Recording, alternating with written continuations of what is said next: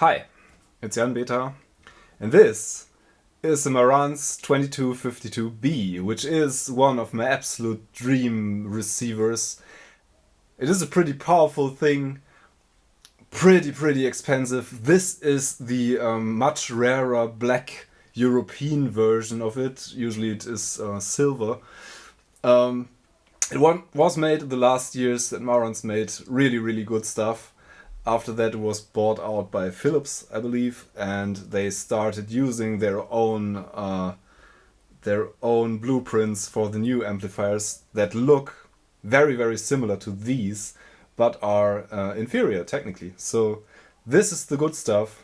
The last series, the 22 series with the B, is the last series, I think, of the really good Marantz stuff. The older ones are considered even better, but I really like these because they just rock. They have a really rocking fat sound. So this is one of my dream receivers ever. You can argue about the design. It's a bit over the top with all the silver and stuff, but I love how this looks in the black version, which this is. I got this from eBay for around 250 euros. It was offered as broken. It looks absolutely amazing from the outside. It works, but it has some issues. I'm gonna show you. By the way, I bought this as a birthday present to myself approximately 1 year ago. And then all that stuff happened, which made making videos difficult and made my life difficult, and now I finally get the chance to work on this because it does need some work. So let me show you what the issues are. So starting at the power inlet here, we have this first problem, which is that the fuse holder is just loosey-goosey dangling around in the case here because the counter screw is missing. So I'm going to replace that thing. This is where the speakers connect. There's some of the plastic is missing and some of the springs are missing, so you are not able to connect speakers in any convenient way. Otherwise, this thing seems fine from the outside. I was able to test it. It is working. There is hum on both channels, no matter what you do. Which leads me to believe that there's a capacitor issue possibly in the power supply section, maybe in other sections too. It is a 100 Hertz hum, which is it usually points towards a capacitor issue where some filter caps are out of function or malfunctioning, starting to malfunction, because the mains frequency here in Germany and in many other countries is 50 Hertz. So you have a 50 Hertz sine wave that is the mains, the stuff that powers this, which usually gets rectified and filtered. And if it doesn't get fully filtered, you have a 100 Hertz tone that you can hear. So that's what this thing produces. You have to trust me on this because I'm not going through the trouble connecting speakers here to this broken panel again. I'm going to replace the panel, so maybe you can listen to the hum, but I don't want to power this on in this state for too long because it's too valuable. Usually these things are vastly more expensive on eBay. And I just said, it was one of those lucky eBay auctions again. It was an auction. This thing was offered. I was it was on my watch list, and the auction ended like in the middle of the night or so. I don't really remember, but it was a time where usually people don't bid on stuff. And I placed a bid and won, so it was 250 euros. Usually they go for at least double the price, I guess. So that's nice. I would never have believed that I could afford one of these, but that's like, it was very high for me. But I saw it as my birthday present, so it was kind of okay. Still a lot of money, but I kind of wanted this for a long time, so yeah. So now I have this thing, and I knew I could fix it if there would be anything wrong with it, probably. So yeah, let's see what we can do. So I think really the first thing that I want to do is to open this up and inspect the inside thoroughly. Maybe there are signs of leakage or anything like that. So, opening this up. These are so well made. This thing weighs a ton. No, it's not really weighing a ton, but it's really, really heavy. So the transformer in this is pretty much overkill for what it does, I guess, which is cool. And yeah, these things are really, really built like tanks. And they are built to last, which was common. This is from the 70s, so things back then were mostly either made to last or to be repaired. So this is no exception to this. And hopefully we can get it to work again. And I think I'm going to try to do a full restoration of this thing, and like similar to the Marantz, which is by the way one of the inferior ones that I restored in one of the previous videos. I link that in here a while ago for my sister. I didn't really like that one. This one sounds sweet, absolutely sweet compared to the other one, and the other one didn't sound bad. So this is really, really good receiver. So no matter what you say, this is a really, really well made and good sounding and nice musical sounding receiver. So I love this thing, and I'm going to restore it. There are better receivers, and I guess there are even modern receivers that sound better than this thing. But look at it. I mean, oh, look at this transformer. I mean, just the pure size of the transformers in the middle of the thing. I think the other, I think it was an MR250 that I restored in the last video. The transformer was put to the side, which doesn't make any sense really. This is weighted in the middle here. There's I think our power supply board is this here. There are portions of the power supply here. This is, I guess, where it gets interesting. I guess these caps here are some of the main culprits. I've been in here and replaced this one and these. I did a bit of work already because I couldn't resist, and yeah, replaced a few and tested if the hum would go away, but it didn't. These are pretty much the hardest to reach parts, I guess. I think I have to dismantle bits of this amplifier to get through there. But it's totally worth it, I guess. There's also another problem. This thing here, which is one of the switches for the speaker outputs, broke. So this is broken off. So here's this. These switches come from the front panel there, and there's a long rod basically pushing these plastic things into the switches, which are the technical switches here, the electrical switches. So you basically switch it like this, but the plastic here is broken off. So that's not a cool thing. The other one, this is how it's supposed to work. There's a little spring there, and you can switch back and forth to activate the two pairs of speakers you can connect to this thing. So I think the first thing I want to do is to replace the fuse holder there and the speaker terminal, so I can maybe show you how this sounds. So by the way, the electrical tape in this nice color was added by me. Now it's broken off, I think. Yeah, it's totally broken off, so normally this would be a much thicker insulation there. There's the bottom plate that we can probably reach this thing much easier from, that I'm going to remove now. Even the bottom plate is in good shape, in good condition, so this is really, really, it's a very nice piece. So it's like, it has like 52 watts of power output, which is a lot for the time, because it's real 52 watts. I think I briefly talked about that in one of the previous audio restoration videos, probably in all of them, because today if you get a 52 watts amplifier, it's not really, it's really 52 watts peak to peak with some trickery going on there, and that's not really the output power you get. This is 52 watts RMS across all frequencies, so it's really powerful. Don't know what wattage this would have in modern measurements, but a lot. So it's really plenty of power.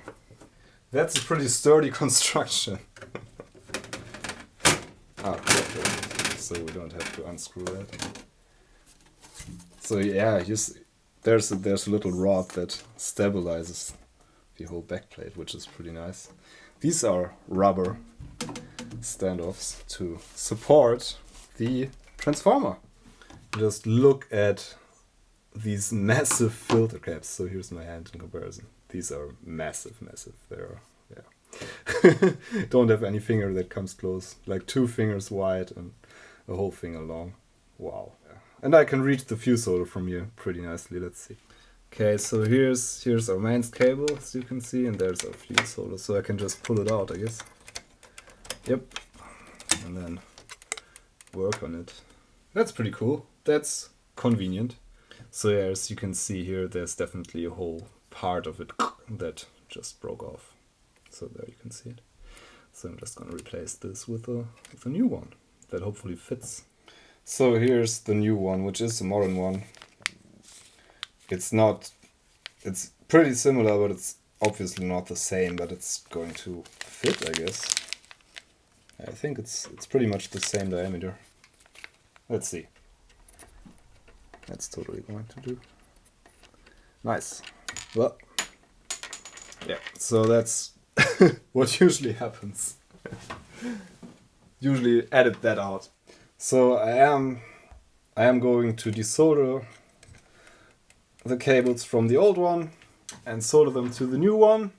And I'm also going to add some heat shrink, because it's just for good measure, because we're not in the 70s anymore, and just want to make sure everything's safe, or as safe as it can be.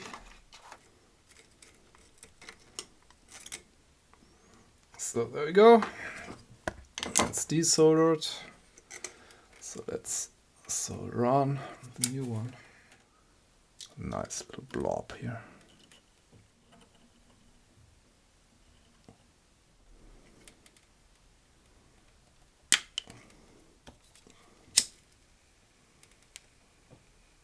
Okay, that looks pretty nice. Some heat shrink added there. So I'm going to fit it in there.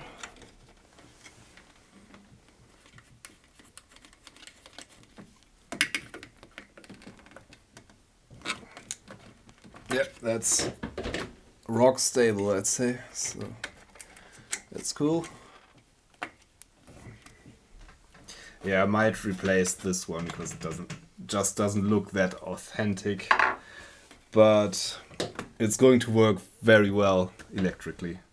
So for discharging the capacitors, I made this cable, which is basically a resistor, a big cement resistor, hooked up to a cable, and there's a crocodile clamp on one end, and this is a banana plug that I insulated. So I'm going to attach the crocodile clamp to the ground. I'm going to touch the positives with the banana plug so these can discharge slowly through the resistor, so it doesn't spark or anything, because in the worst case that can damage the capacitors. We don't want that, especially when there's an old machine like this. The capacitors, you don't have to put them under unnecessary stress, I guess. So now for the speaker terminal here. I think I can just unscrew it and lift it up here. I bought a replacement. I bought a new old stock. No, it's not a new old stock. It's an old one, a used one. They used these in other receivers too, so I got that for like 10 euros or 12 euros, I can't quite remember. I got the spare parts for this a while back. They are not that expensive because the spare parts that fit this were used in the considered inferior models by Philips too. They used the same outer parts that they used in these. So the electronics were different, but they used the same parts from the outside, mostly. So the feet match, and like some of the knobs match. These knobs don't match because they are nicer machined knobs. I'm going to show that to you in a second. Trying to replace it. I think I'm going to take a photo and make some notes about what is connected where, because I have to reconnect the new panel there. I think I'm gonna mark the top cables or something so I can connect it the right way around. So I have a bunch of markers. This is the black one. I'm gonna mark these. So this is the black one. This is a red one.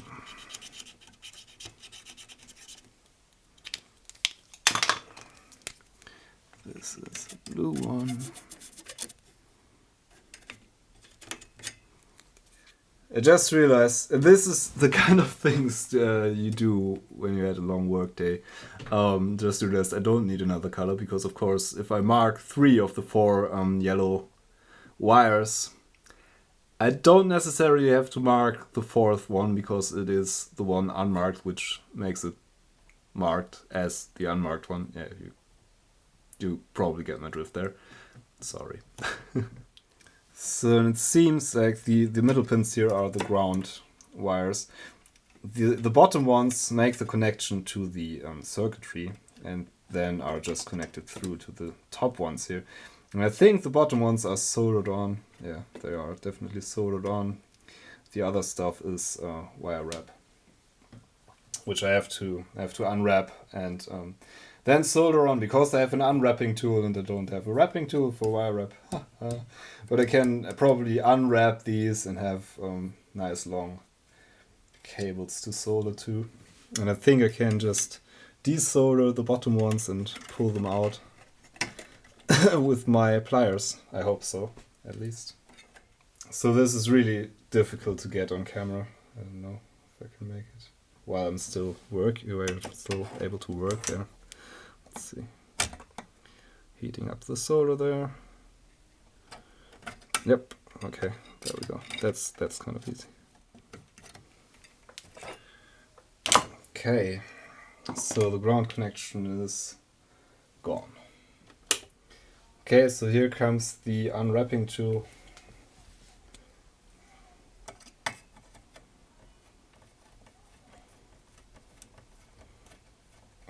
Which just works amazing. Okay, there we go.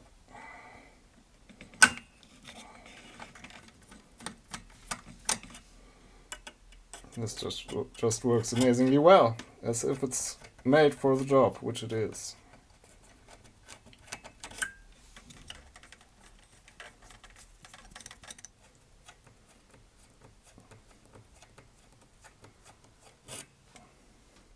They're all off. Nice.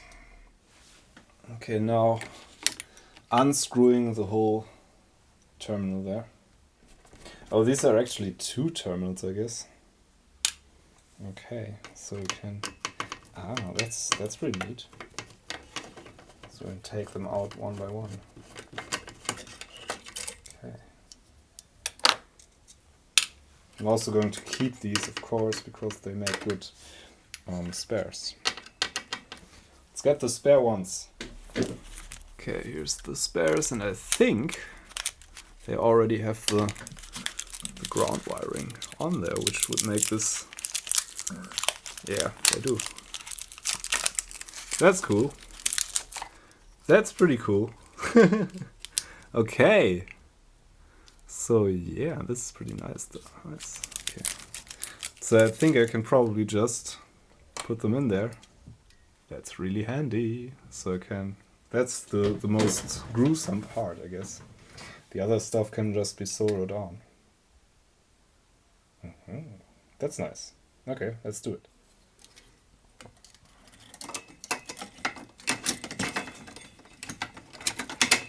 Okay, and they fit nicely, obviously, because they are the real thing. I'm just sorry you can't see anything on camera. But it's really, really hard to do this. Holding the camera. Yeah, there we go. That's not too bad.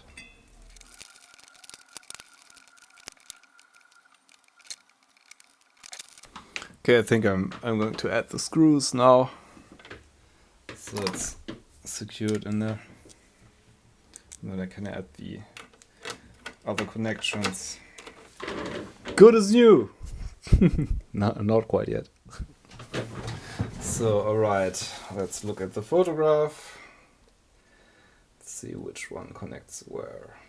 So, and I'm really sorry I can't wire wrap this again, but I'm going to solder it really nicely there. So the blue one is the bottom one. So now I'm soldering the wire wound stuff back on, which is fine electrically.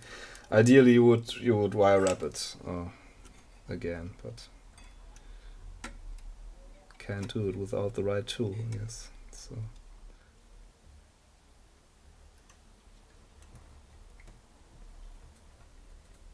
okay,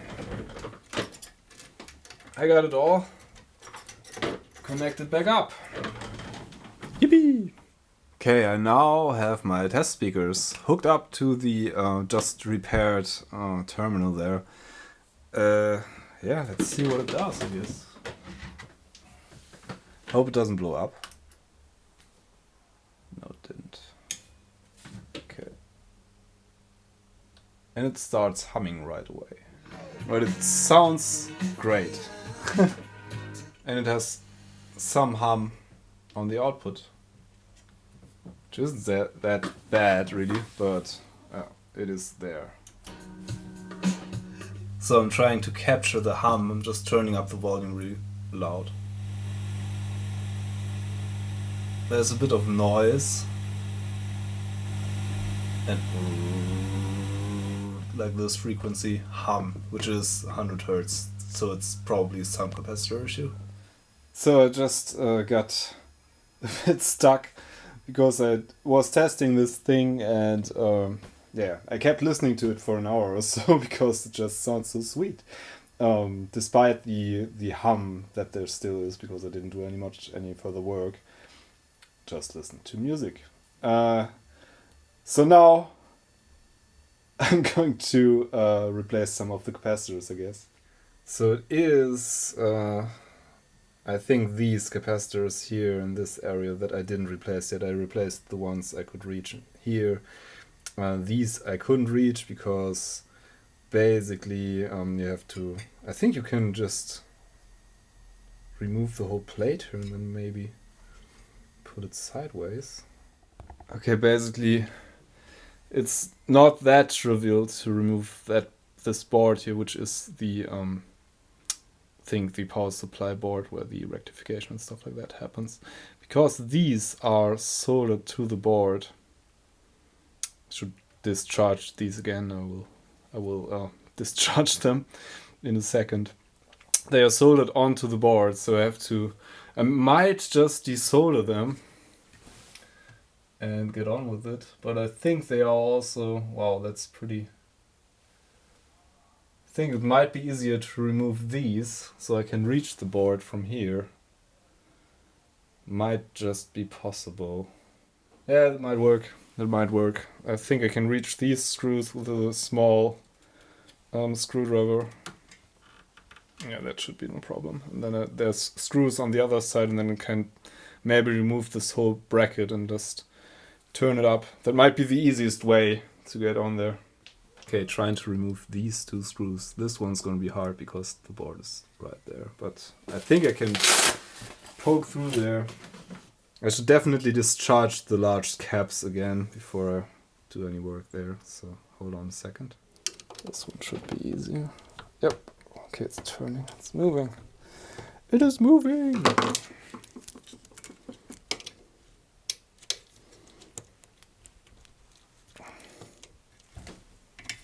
So okay, so I'm turning it all together. Just did not want. Oh, that's pretty hard. I think I have to move the camera out of the way to get through there. So I got to the screws with a huge variety of screwdrivers, and now I can just, as I intended, bend these to the side, and revealing lots of dust, but also revealing the circuit board underneath, so I can work on the capacitors. Wow, that was the most difficult part of this, I guess, for now.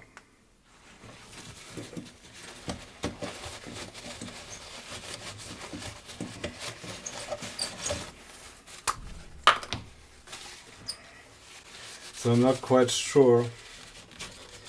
I have replacements for the huge caps here. I probably should get them in there, because these are the main filter caps, and if I have hum, I might as well replace these here, because they might be broken, and I bought really good replacements, as this is a good amplifier. So but first I think I want to replace the other ones there that now can be reached pretty easily.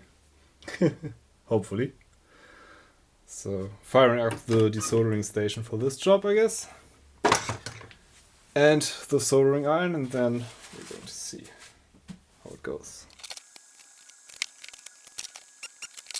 So here's where it was, and it was glued to the board, and the glue was really sticky, so yeah, I can't really do much about that. So I'm just gonna leave it like that and replace this thing, which is a 470 microrod one.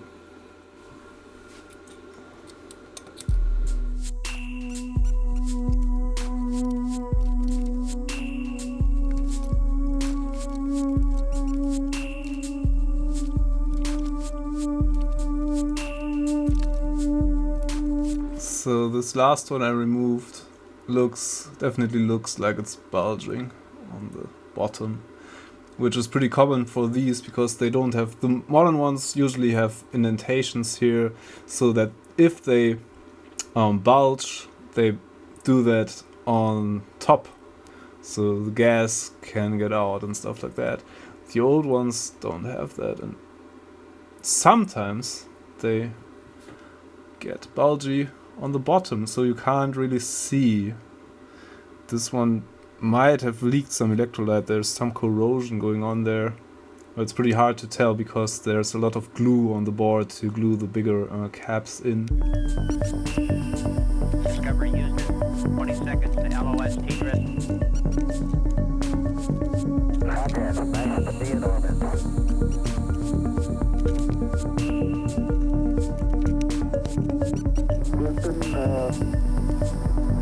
Tranquility Base here. The Eagle has landed. Roger, Tranquility. We copy you on the ground. You got a bunch of guys about to turn blue. We're breathing again. Thanks a lot.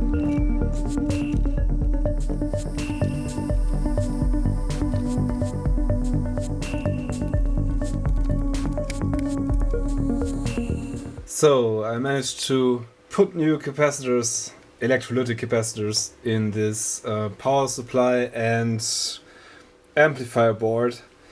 I think this might fix the hum. I have put the big caps, I fixed them with some cable ties and stuff, so I don't have to get through the trouble removing the screws again. I'm just going to test this and see if this fixed the hum issue, or if we have to dig deeper and maybe replace a transistor or something like that. So let's test this. By the way, this whole process took a while. I edited out some stuff because it got boring, and I don't want this to be boring. But usually this takes a lot of patience. So if you don't have patience at all,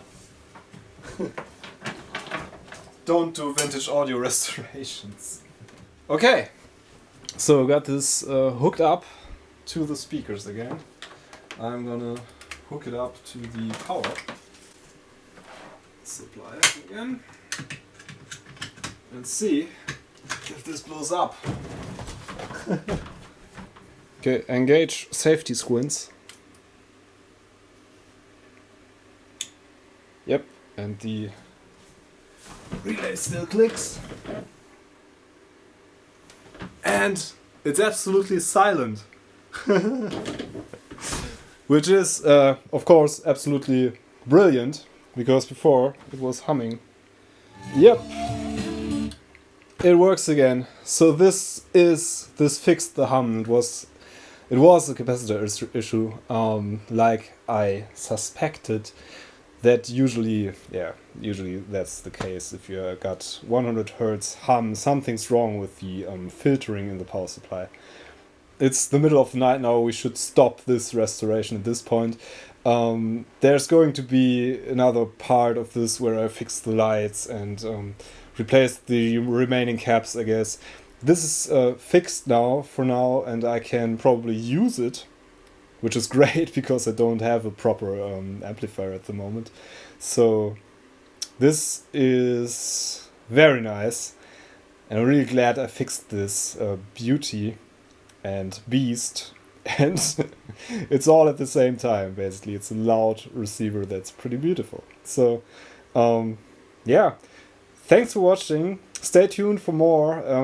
There might be some videos in between before I get back to this, but I definitely do more restoration work on this because it's worth it.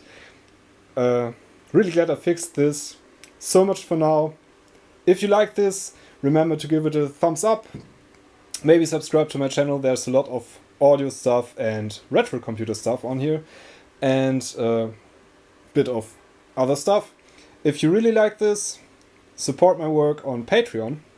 Check this out. There's some behind the scenes stuff there too sometimes. Thanks very much for watching. I'm in Beta.